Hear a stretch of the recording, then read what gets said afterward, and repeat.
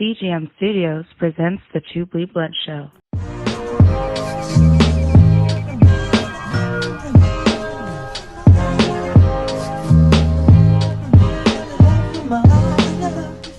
Yeah, salute. Salute. Salute to good food, information, resourceful information to get to the good food.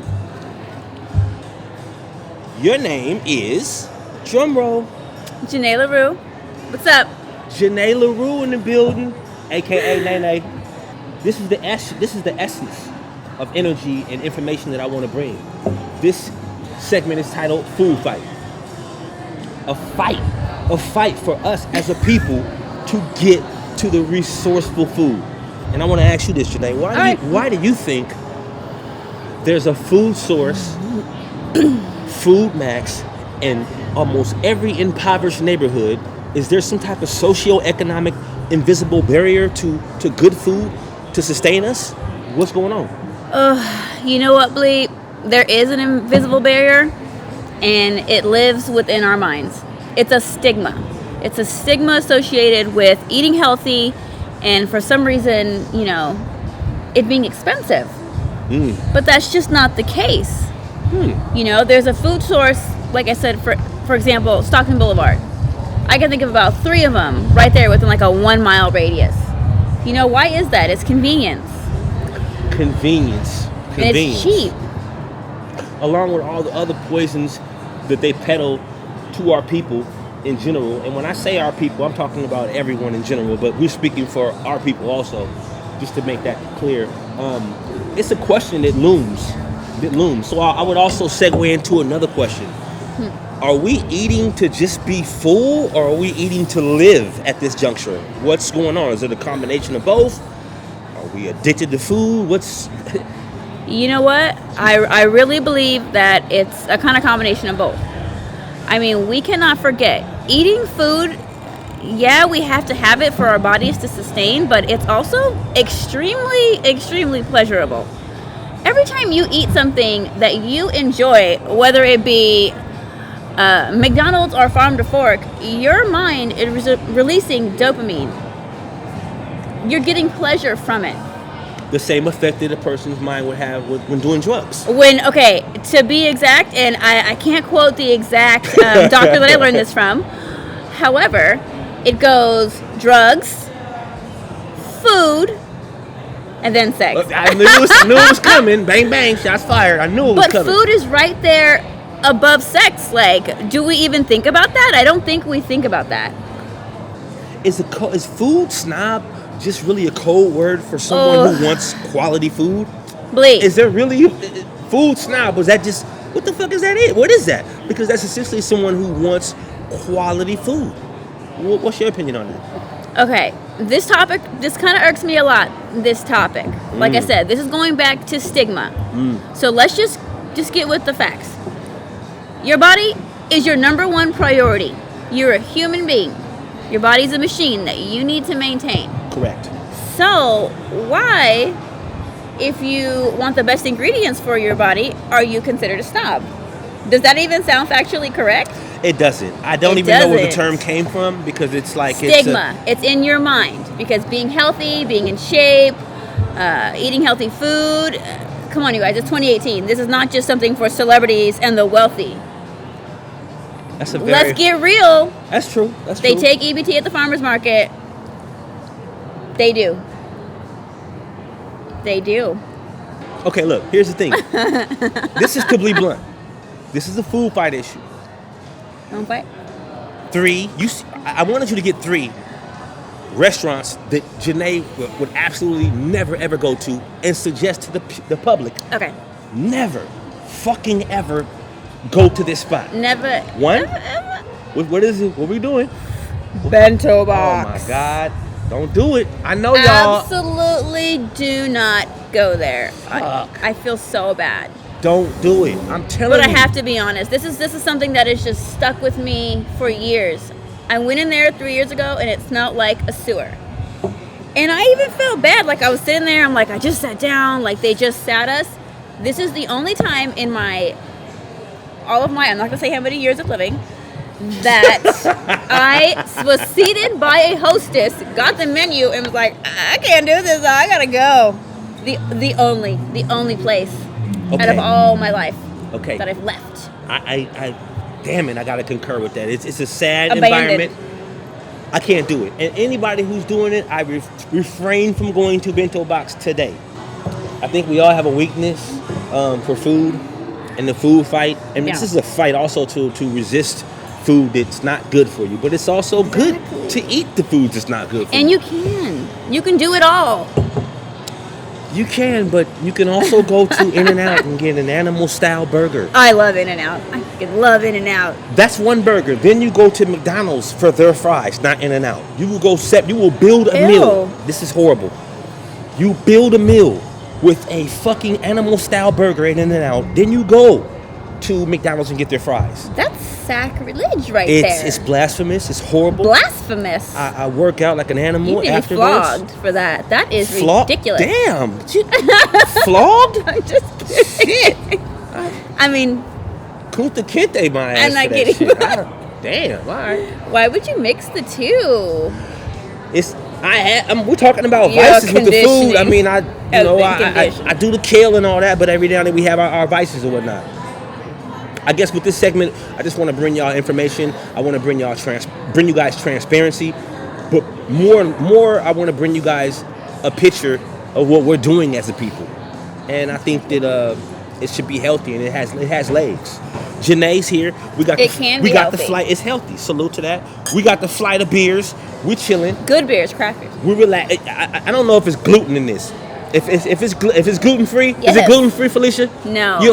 Beer is not gluten. If it ain't gluten free, I don't give a fuck about a gluten.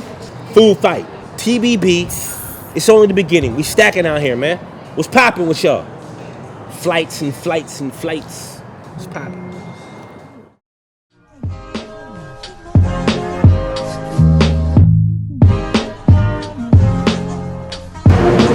TBB Productions presents Food Fight. This concept was devised by me because clearly the climate we're living in, do we know where the fuck our food is truly coming from? There's a bunch of different hands on our food, you guys. And our job is to find out where these hands are and what they consist of. I don't have the time or the luxury to do a lot of research on food, just like any of you. But shouldn't we be given the honest direction of where this food is coming from? It's a natural question. That's why I had to bring this food fight concept to the forefront. It's imperative that we bring this to the forefront of consciousness. Food is sustainable energy for life. But are we eating to live, or are we eating to be full? That's the question. TBB, food fight. Hey, yo, it's like butter. It's like butter, baby. It's like butter. It's like butter, baby. It's like butter. It's like butter, baby. It's like butter. Please zoom lens in. Get a focus right now because it's a lot of energy and information floating around. Matt, you've built this pizza here with probably a budget of less than $10. You'd say? Less than $5. I think it was $2.99 for that 4-pack of Trader Joe's mini pizzas. Shout out to Trader Joe's. Shout out TJ's all day. Yeah. Okay. Please go over, give us a lightweight synopsis of what the fuck delicious. I can't call them micro herbs because you said no. That's not it. So we've got a selection. So we got some microgreens over here, and then we've got some edible flowers and kind of like garden herbs over on this side. Stuff that's easy to grow at home, and that turns your $1.50 pizza into looking pretty cool and tasting even better. Yeah. So on the microgreen side, this is all the stuff you can find in our spicy mix that we sell through wholesale to restaurants. Okay. And I wanted you to kind of try some of these to see how much variation there is, just in even this small amount of microgreens. So try this. This is called chervil. Chervil. Okay. Tastes like licorice. Right? You can get a crazy amount of different flavors, and we're going to bounce around to another kind of candy, and you're gonna have some like anise, some clove. Okay, I want to act cool, but I don't know what anise means. I'm gonna eat this. Oh, all right. So anise. When you eat that, maybe you'll know. Anise is a real common scent. It's related to licorice. It's got more of that black Bro. licorice kind of a scent. That's like what. Peppery, So the it's a little the first spicy. one was like this, maybe red licorice, maybe. Yeah, right. Am I reaching? Or yeah, and no, this one yeah, was more just- black. Yeah, all right. Just a lot more spicy, herbal. A lot going on. It's Complicated. beautiful. So that's It's a type beautiful. of basil called opal basil. Opal basil. Yeah. Okay. So here is a type of mustard called garnet mustard. It's got Garnet these mustard. beautiful kind of magenta, purple, green splotch leaves.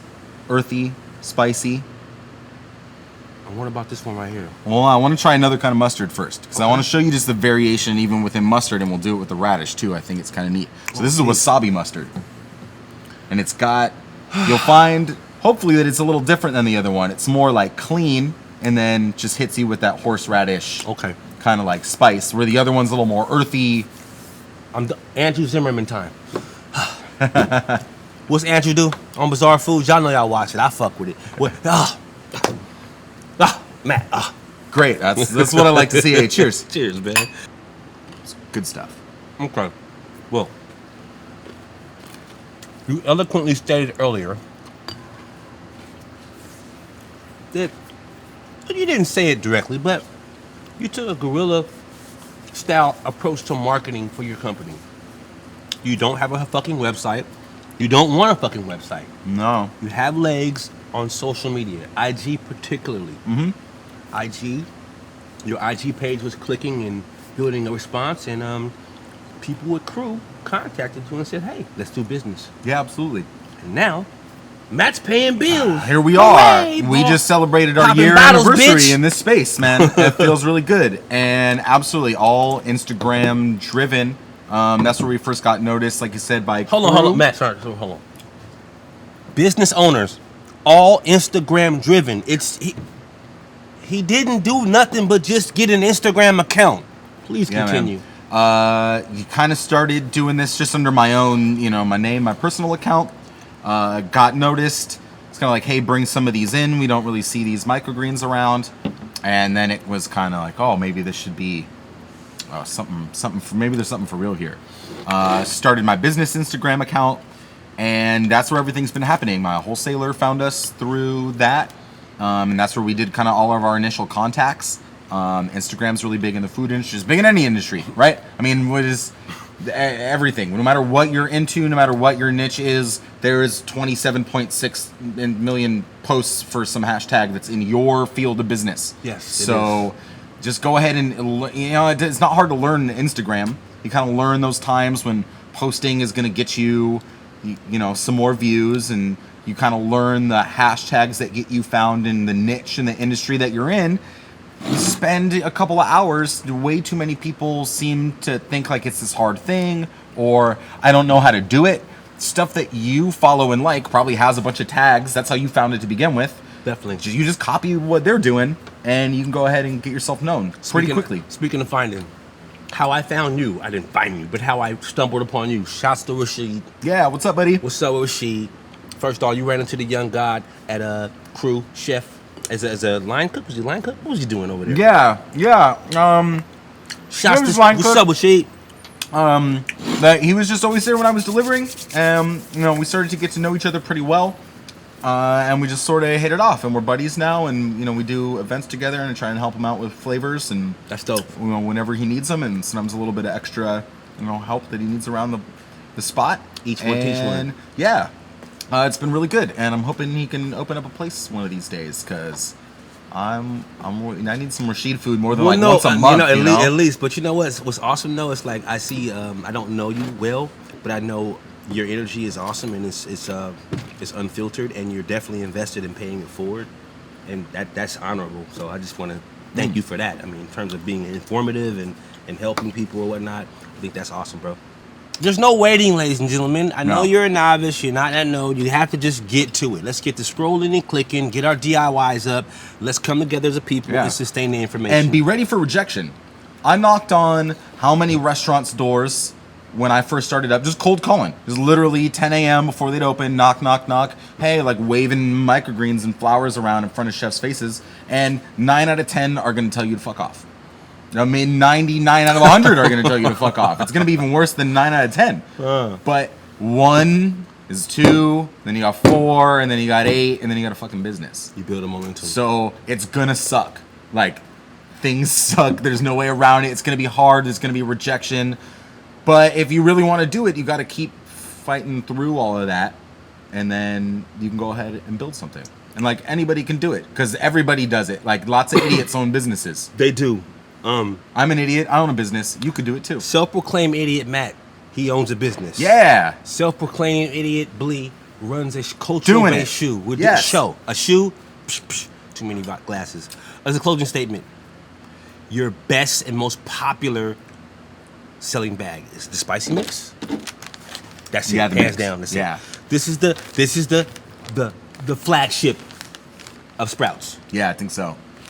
Get yourself some Sprouts, some spicy mix. You see Matt in the street, shake his fucking hand, try to get his card. Holler at me. I'll get you some microgreens. Talk to him. You can come by. I always like showing people around the farm and showing people what's possible, you know, with not a lot. In an urban environment, Sacramento, it's hot. How do we grow stuff here? I can help show you. I fucking love it, man. I thank you for just inviting us and for being such a vibrant fucking source of information. Thanks. I appreciate you having me. I and appreciate you sharing the knowledge, man. Definitely, man. It's to BLEE Blunt, Food Fight. We out here clinking red wine, microgreens, foliage experience. Fuck you mean, man? It's popping. Ha.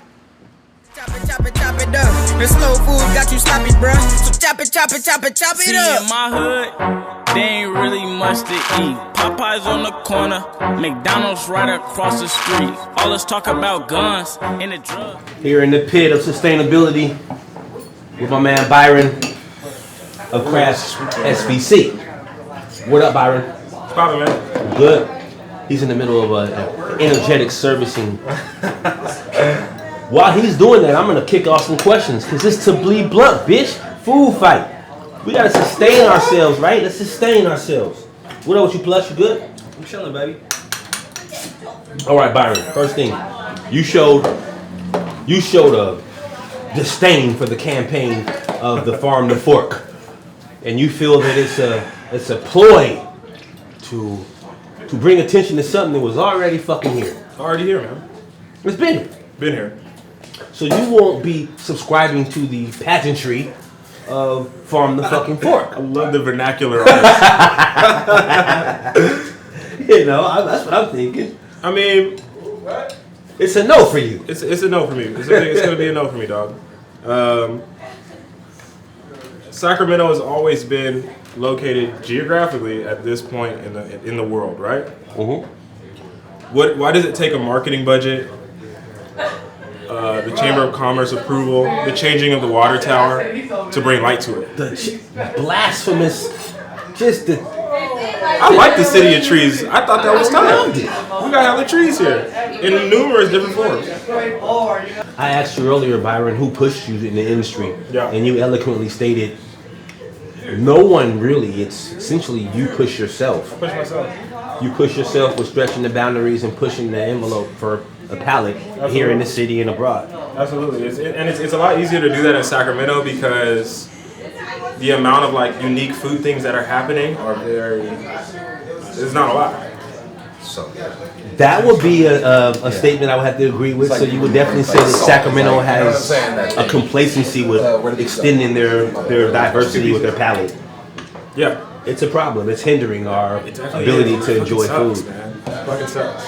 You go to a place like, I mean, East Bay, for example. Like everybody knows like 5 or 6 fire hole in the wall restaurants. They know like where their food's coming from. They go shop at Berkeley Bowl and buy fucking crazy produce, like dope produce. It's like, why can't we be doing that here? Like that Sunday farmers market under the freeway.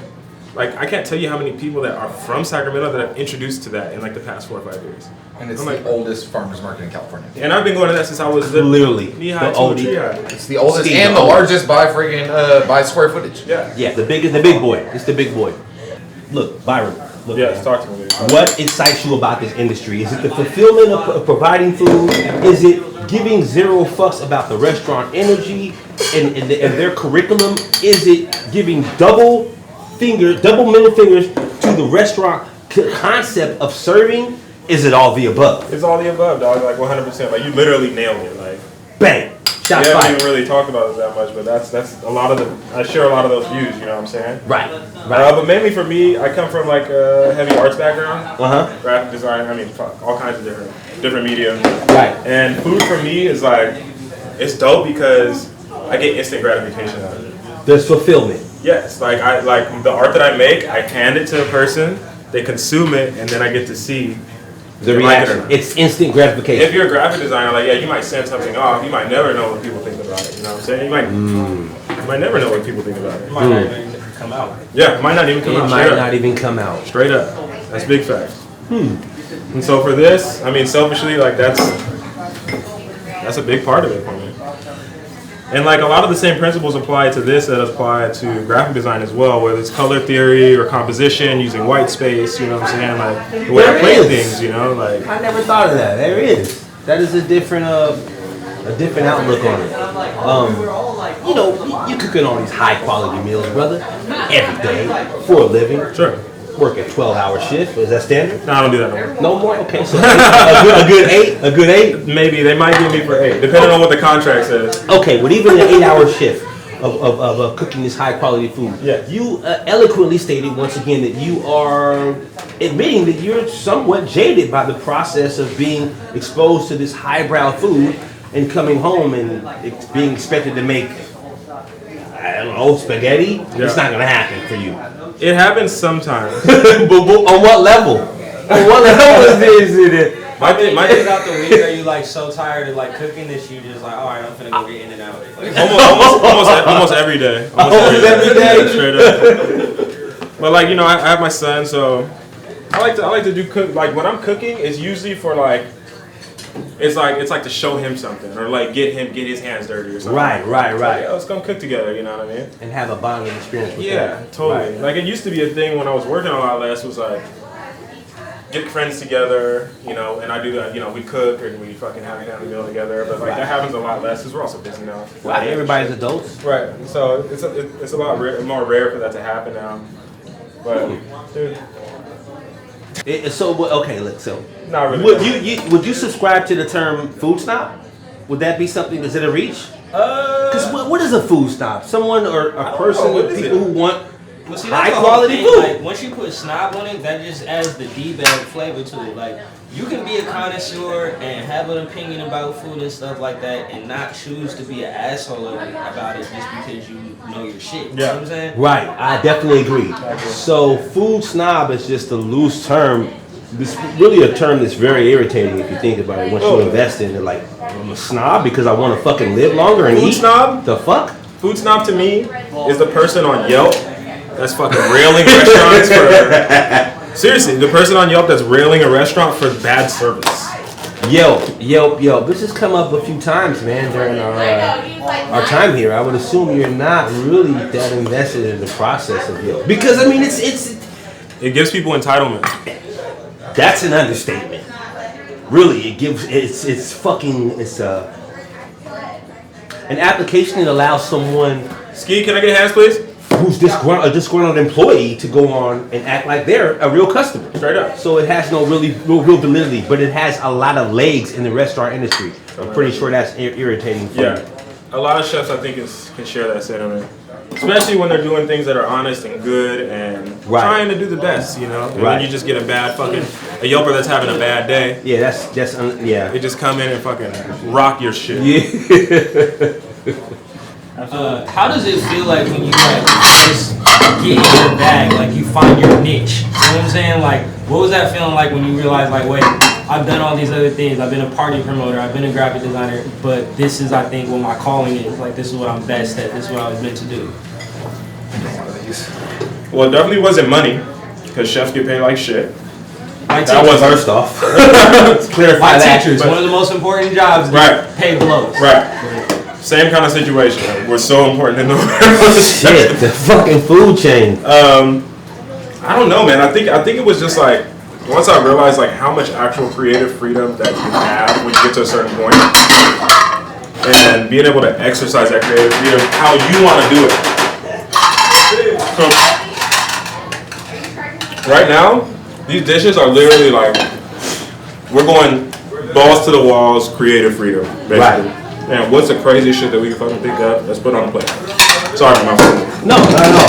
You know what this feels like to me? This feels like I'm getting some one-of-one sneakers. Like however many people that are here right now, that's how many limited pairs of this release. That metaphor right You know there. what I'm saying? Like, like not that. to like make it sound cliche, but it's almost like hype beats food. I'm getting the Kith treatment. Wait, we was talking I'm getting the Kith treatment. I'm getting the Kith. You feel me? Like We were just talking about the that. supreme of it, like, yo, Yeah, we have this, this is all the seats we have. We do not have exactly. We're only making It's limited, this baby. item, Exclusivity. and that's it. Like, you know what I'm saying? more. Yeah. Exclusive food releases. Like, that's mainly. Sorry, I gotta go in for a second.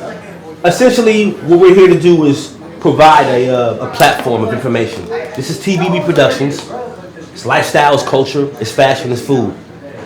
I want this particular show to be a tutorial for you at home who are reaching for the bags of Tostinos and reaching for different frozen food products and whatnot, to know that you don't have to live like that. It's not about that. It's about getting a direct A-line to sustainable food. I'm passionate about this. Food Fight, Byron, Craft Service in the fucking building. My man Plus over here scrolling. We got Thomas on the motherfucking visuals. It's not a game. TBB. It's our life, and I extremely stressed it. We put more focal energy on that because that has sustainability as a people. To be blunt, Food Fight. Fuck you talk, man. Fuck you thought. Fuck you talk.